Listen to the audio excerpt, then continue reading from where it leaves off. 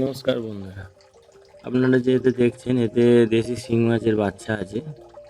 তো বাচ্চাটির বয়স মাত্র একদিন, সবে সাঁতার কাটা শিখছে ডিম থেকে। তো এইগুলো অনেক ময়লা জমেছে দেখলাম।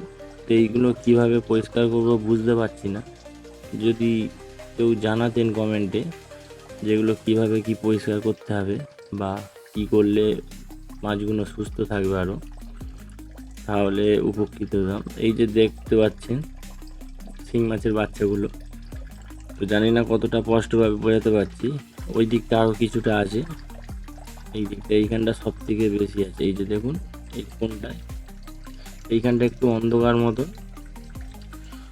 তো আমার এই যে এই ট্যাঙ্কটার সাইজ হচ্ছে 12 ফুট বাই 4 ফুট। এদিক তলায় পাথর বসিয়ে দিয়েছিলাম, বাড়িতে বসানোর কাজ একটু বেশি হয়েছিল তাই বসিয়ে দিয়েছিলাম। এই যে এখান দিয়ে জল পড়ছে, আর সেই সাইডের কোণ দিয়ে একটা আউটলেট হচ্ছে, আর আউটলেট পাইপটা আপনাদের দেখাচ্ছি। কিন্তু তার মধ্যে এই যে নোংরাগুলো দেখছেন, এইগুলো যদি কীভাবে পরিষ্কার করবো কেউ যদি জানাতেন আমাকে, খুবই উপকৃত হতাম। তো বাচ্চা মোটামুটি ভালোই আছে, চারিদিকে খেলছে, প্লাস এই কোণের দিকে জমা হয়ে আছে। তো এই যে এইদিকে দেখুন, এইদিকে আউটলেট পাইপটা দেখছেন, এর তলায় অসংখ্য বাচ্চা আছে।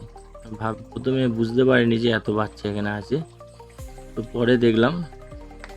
তো এই যে পাইপটা দেখছেন, এইখান থেকে জল আমার ঢুকছে আস্তে আস্তে, উপরে ট্যাঙ্ক আছে, আর এইখান দিয়ে জলটা আউটলেট হয়ে বেরিয়ে যাচ্ছে।